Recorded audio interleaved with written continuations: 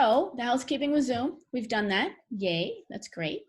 What we're going to go over briefly here is new links that Benchmark has added for texts and resources. And some of you may have even seen that already. And they've done this just because of our remote learning period of time that the country is going through. They also have included daily activities for remote learning. So they've basically modified their lessons and made kind of small packaged versions of what we might need. And they started with Unit 7, and they're on Unit 8, and Unit 9 isn't even done yet. So they're working on them as we speak.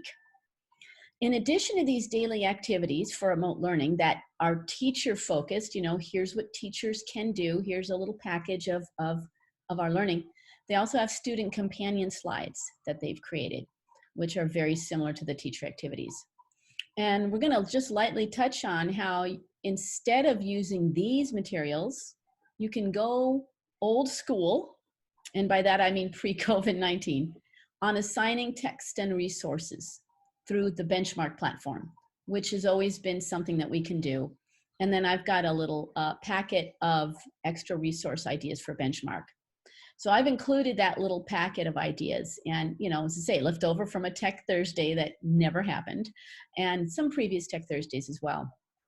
And I'll show this tiny URL on the screen at the end so that you can have it again. And it's basically tinyurl.com/benchmark resource ideas. So, and that's just got some clickable links. It'll force you to make a copy of everything you click. It's just an easy way to do things, and plus I was practicing that cool tech trick, so keeping that in mind. So the first thing, of course, is that, and in fact, let me go live with this, because the first thing we really need to talk about is we go to Benchmark, right, on ClassLink, so that we can get to our own version of Benchmark, right? And you want to guide students, if you're using Benchmark assignments, to do that as well. But what Benchmark has done is created links so that you don't have to send kids to Benchmark, so that you can actually use Google Classroom, and you can use Seesaw and Class Dojo, Remind. However you communicate with students, you can use that platform to give them the books. So that's number one. They have put this information in virtual learning. This is a brand new menu item that they have. And when you click on it, you get a whole lot of interesting things. And here's a little walkthrough of that menu. They have a Facebook group that they've started to really focus on remote learning with Benchmark. And then they have these distant learning activities. The distance learning activities are here and in this Google Drive folder, and they're also down here. But before we do that, let's take a look at Benchmark on just getting the textbooks. So that's number one. If you just want the students to read the books, and that's all you want, then it's really easily done. You go to your library as a teacher. You've logged in through ClassLink, of course, and you go to a book that you might want. The usual way, just the way you do on a Promethean board, right? Grade 3, Unit 8.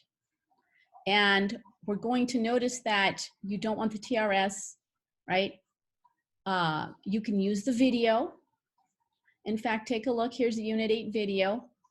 If I click on it, click on this little cogwheel. And this cogwheel's always had some cool stuff in it. But if I click on this cogwheel, I get create link for direct access. And that's the new thing that they put in. That's the video. I'm going to go down here to the book, because what I want for my students in Google Classroom is to read the book. So here is the whole group text and resources. So here would be the text that you annotate in class. So the paper, it's not really a hardcover, right? It's the paper copy that we have. So any of these books that say ebook, you should be able to do the video, the ebook, And I think the sound spelling chart does that as well. Yes, sound spelling chart. So when you click on the cogwheel, you'll see correct link for direct access. Knowing that HTML means that it's a PDF, it's a static document. But if I go here and I say create link for direct access, this is what I get. Now you don't need to highlight this and copy paste yourself because I have this in here. In fact, sometimes if you do that, it ends up coming out wrong. So I would recommend to just click copy link. Now you can copy it straight into ClassDojo, Remind, Seesaw if you're using that, or particularly Google Classroom. So open up Google Classroom, click on Classwork, click on Create, click on Assignment or Material, and then Add Link. If you need more help with those steps, maybe because you're still a little unsure of those steps, reach out to your tech coach, Melissa or myself or Dan or Steve, and we will be glad to help you with that. And that's something a lot of us have kind of gotten used to, gotten good at clicking. So that's how you find that link, and that's number one. Now, someone asked about the link expiring. Dora, hi. The link does occasionally look like it expires. And I've reached out to the benchmark people and they say, no, we're pretty good. Let me show you what it looks like. If it's going to, seems like it's expired, this is usually what would pop up for the kids. What we would tell them to do is click login here. So they click login there. It'll take them to ClassLink login, and then they should be able to get through. Do let us know if you have trouble with that, because they seem to think that they fixed that, and we'll see what happens. But it is taking them, that create link is taking them through ClassLink to get to our Palmdale School District subscription. So do let us know. And of course, students, students, as I say, they shouldn't have a trouble with logging in as long as they log in here. And it does look a little strange at times. So that's the first thing that Benchmark has done. The second thing that they did was actually on that page. And let me take you back so you can see that page again. So I'm going to go back to the Benchmark homepage, and it's right here, virtual learning. So if we click here on virtual learning, right, and then we get that page as I mentioned. Here is where you would find all of that, is on that, let me see. You do have to actually click Benchmark Advance. Sorry about that, guys. So if we hit click back, so it went a little fast, Benchmark Advance and Adelante Distance Learning. So that's what you would click there. And that takes you to this page. So on this page, oh, that was fun. Sorry. On this page, go down, and I would recommend, they've got the Facebook group here, which is great information, Google Drive folder, you can click there.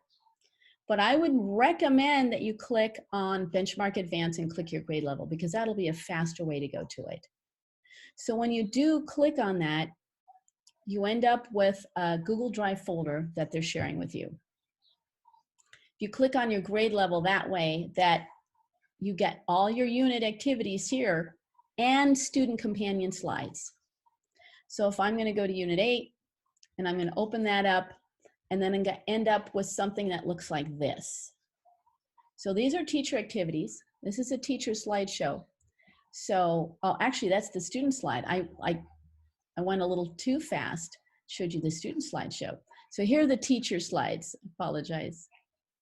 So if we go to Grade 3, Unit 8, Week 2, and they always have read, respond, and write, because we know that we don't have a lot of, they know that we don't have a lot of time with our students. 2 hours is the absolute maximum that we're supposed to give them of all the activities that they're doing during this remote learning time. So these are fairly quick activities that you can assign, and you read them and you work with your platform. In our case, it's Google Classroom, you know, could be ClassDojo. and you assign those activities. But what everybody really loves is the student version. So they've made these student companion slides, and let me show again what that looks like here. Is when you open up that shared Google folder, these top folders are the teacher activities, but here, and it always looks the same, it's the same PDF, are these student companion slides. And when you click on this PDF, I'll go ahead and open that one up. You could see that they're populating more and more. They've got all the way down to Unit 9, Week 2. So they're working on the rest of Unit 9 and Unit 10. So find your grade level and click on that. I know grade 1 has 2 different editions, depending on the approach you're using for your literacy. So once you click on that, then you get something that looks like this. This is editable. It forces you to make a copy.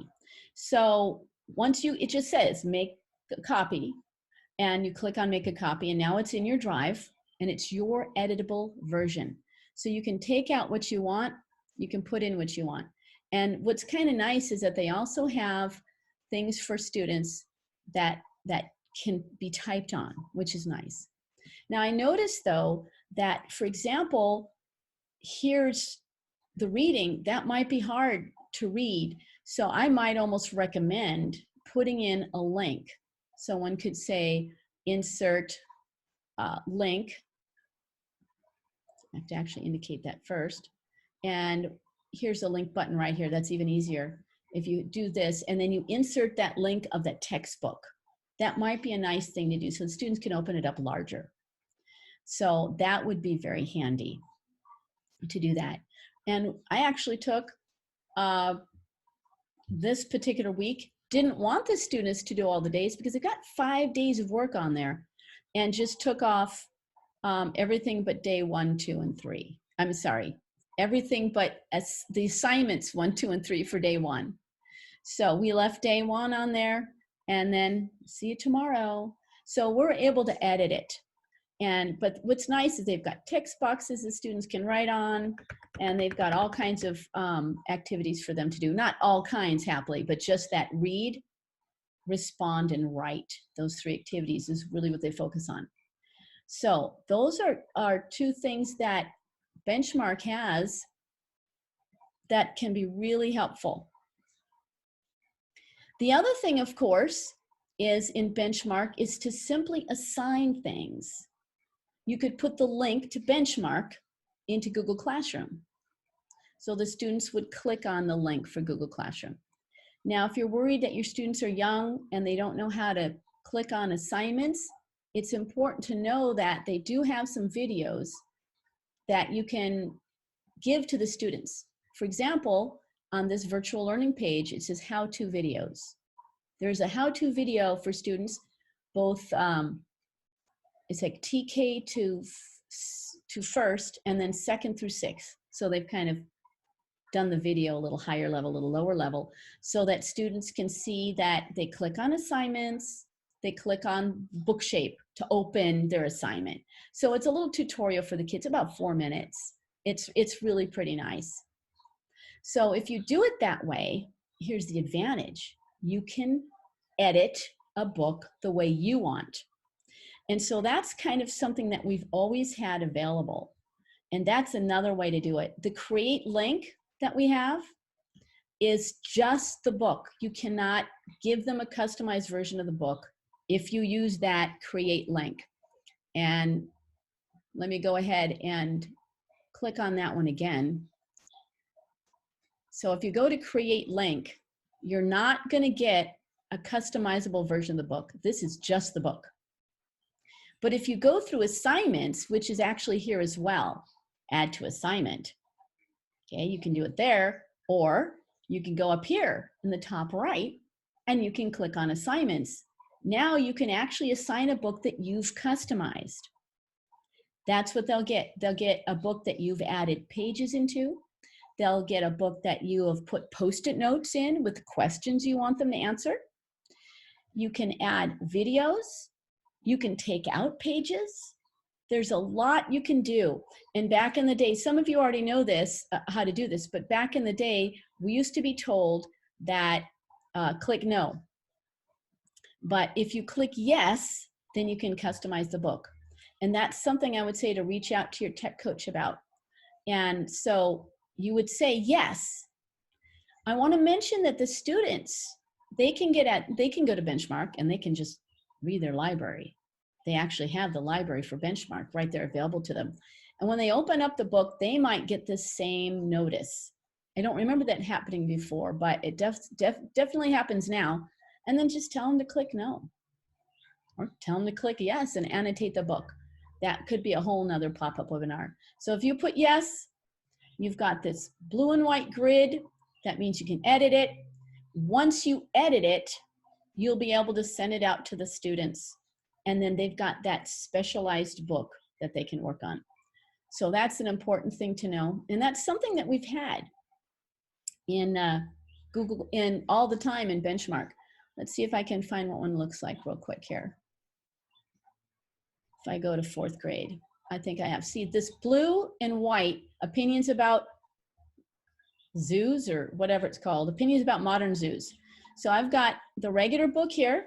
When I click on this blue and white bar in Benchmark, or I've got this customized version that I made, and I can actually assign that to the students. I can either drag that into assignments on the right, especially after I click on assignments here, or I can open the cog wheel and say add to assignment. So those are some ways to really customize. Now, assessing assignments works when you simply click on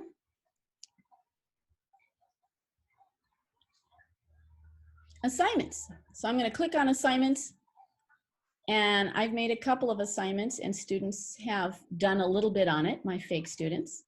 And it's good to know that if they make a Post-it note in there, then you can see it. And also the close reading notes, which are those little blue and white boxes on either side of a page. If they click on the little blue and white, it looks like a piece of lined paper. And I apologize, I'm obviously having a little bit of a time getting to my assignments here.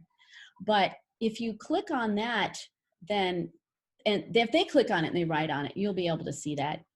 I do have a tutorial here, and I'll show you what it looks like. This is a little tutorial, as I call it, self-directed learning style, from that Tech Thursday I was going to have. So that does have some pages on it that'll show you a little bit more about that. I know since we're having kind of a pop-up training, I'm not supposed to go too long, but we would love to help you with that. And there is a lot you can do in terms of that. Keeping in mind that right now, our focus really is going to be giving feedback. And I've added something I actually found this morning on a tech coach meeting we had, which is how to give feedback to the students besides just a grade. Because of course we're not grading right now, but we are telling them, you know, what kind of work they're doing and helping them do better work. So that is something that I am going to give you in case you would like that. And all of these links that I have on here for ideas on how to use Benchmark in more extensive ways or more interesting and creative ways. All of these links you can click on, and someone will just force you to make a copy. So you'll have a copy of all of that kind of thing. So I think what I need to do here is to open it up to questions, because I'm sure there's something that I've missed or some questions that you have. So if you've got some questions, could you unmute yourself perhaps?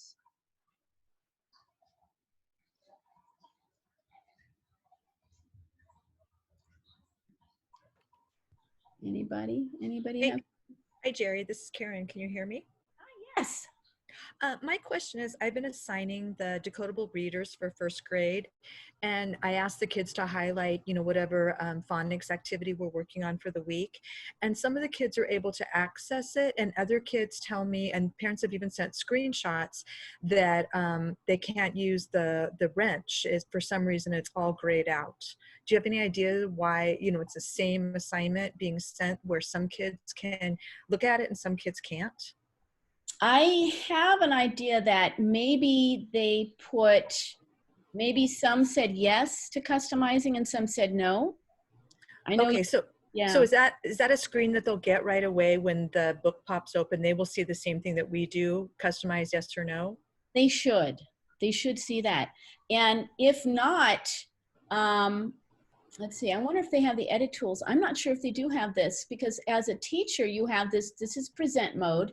And there's at the top of my screen, if you see a little dude under a spotlight, then that would be present mode. And this would be edit mode. Right, and I've told the parents about like the hammer thing, and some of them said, "Oh, that worked perfect. I was able to edit then." And other parents have sent me screenshots, and maybe they've said no to the customization, and they see the first whatever that thing looks like a sailboat to me, but it's like they send me the screenshot, and there's no hammer tool next to it. Wow, that is interesting. And one of the things that we can do, I can do it, and you're always welcome to as well, is that Facebook community they have. Because they've admitted that their tech people don't always get back to anyone right away. But that would be a great thing to put out on the Facebook page. That's a good idea. I'm a member of that, so that's a great idea. Thank you. And keeping in mind that when students customize, they can hit this blue cloud too. Now, the little guys, I don't know that they'll even think to do that. But students do have access to tools. Their tools are a little less than ours, of course, like you said, the wrench. And they only have, for those of you maybe haven't tried that with students yet, they only have like the Post-it note, the text box, and then these highlight tools. But yeah, that is interesting. I'm really curious about that. So if you find out before I do, let me know. Okay, sure. Thank you. Other questions? I know I finally got the chat back up here. If you customize through assignments, you're gonna have to go through assignments. So students have to, the only thing that you can get a direct link for is the whole book. The Google Slides are yours. The student companion slides, as they're called. Those are yours. You do with them as you wish. And let's see, I'm clicking around too many places. Yeah, that's just not gonna load, is it? That's okay. So the companion slides, they're yours. So you can direct link them into Google Classroom. And as I say, the create direct link access takes you straight to the book. So if you want to do anything more interesting than that, or if you want to customize a reader, you have to go through actually benchmark assignments. So, other questions?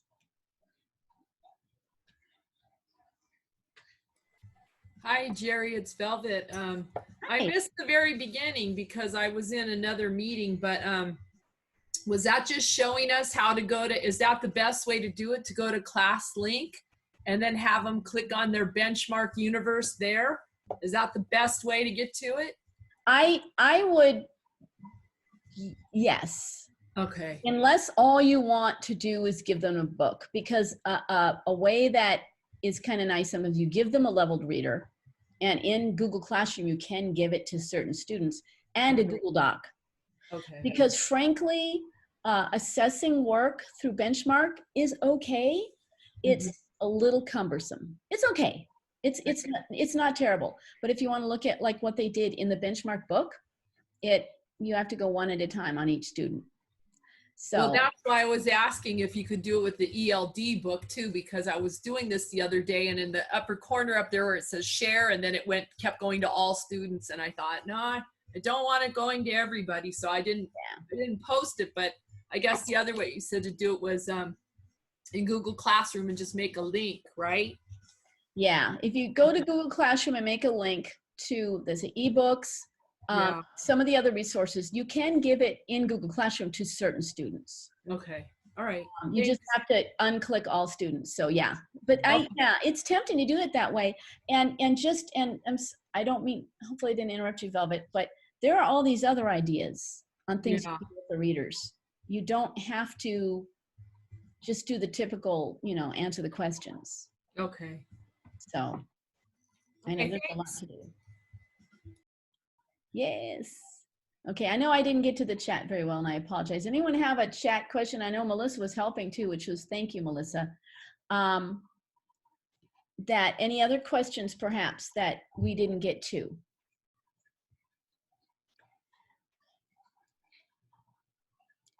And let me be sure I put this up, and so that you can see, let's see, we did special shortcuts to whole group resources, and also e-readers and level text and videos, teacher activities for remote learning, which they've customized to help us do these smaller lessons, student companion slides, which are on that PDF, that colorful PDF by grade level.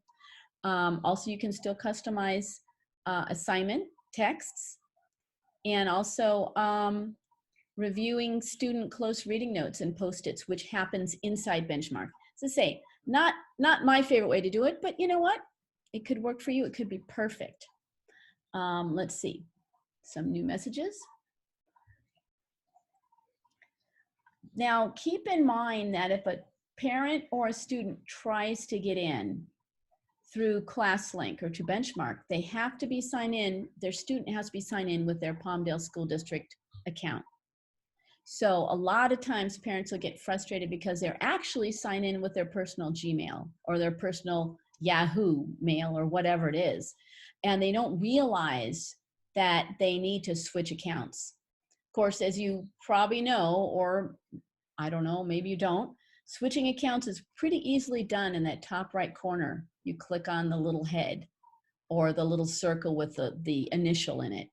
But they have to be logged in. They should be on Chrome, should be, and they have to be logged in as their, 100043404 at palmdalesd.org, that account. So if parents are having trouble, it's undoubtedly confusion on the part of the computer about who is actually trying to access ClassLink or Benchmark. Okay, yes, thank you for putting your question in again.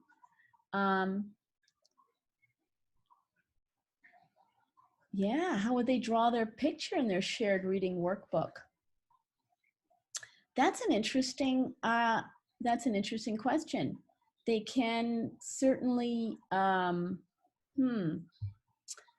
we have, Google Drawings and Google Slides does have a scribble. It's not great.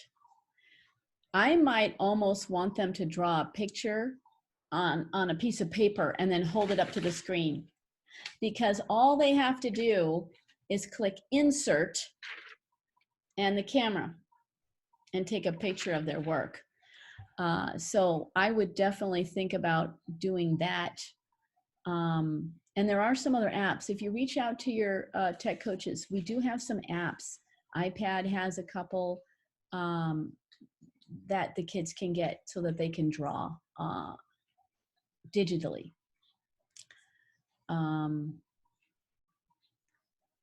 So if you've got parents who still are having trouble with Chrome and getting into ClassLink, then I think it's time for us to get back to that tech desk or the tech coach. We really are going to give you the same advice over and over again. The tech desk at Palmdale School District does have more people added to it. So, and I think things have settled down a little. Because the beginning onslaught of problems, right? So I would definitely want to give parents maybe back to that tech desk and tell them to leave a message, because if they're still having trouble logging in. So yeah. To say more ideas on ways kids can draw online. As I say, we have got iPad resources for that, if they're on an iOS, a phone, an iPad, something along those lines. And then there's some non-iPad resources, some whiteboard things and all, but they are separate apps that they would have to go to. or that you could link to. And don't forget things like Flipgrid. Flipgrid is super easy for them to just give their opinions or their thoughts or their summaries and hold up their work if they drew a picture. So Melissa and I would be happy to, or Dan or Steve would be happy to help you with Flipgrid. It sounds complicated, it's not, because almost every kid who's using a device has a camera, and that's all they need. They hit a green plus button, they record themselves, they hit next a few times at the bottom of the screen. There you go, and you've got a record of their work in video form. So that's something to think about.